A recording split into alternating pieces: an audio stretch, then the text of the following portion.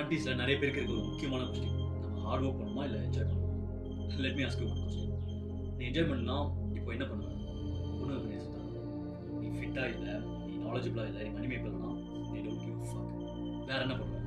இந்த ஃபோன் எடுத்து install and scroll பண்ணுறது, இல்லை உன்னோட லூசஸ் ஃப்ரெண்ட்ஸ் கூட உட்காந்து வாசிப் பண்ணிட்டு.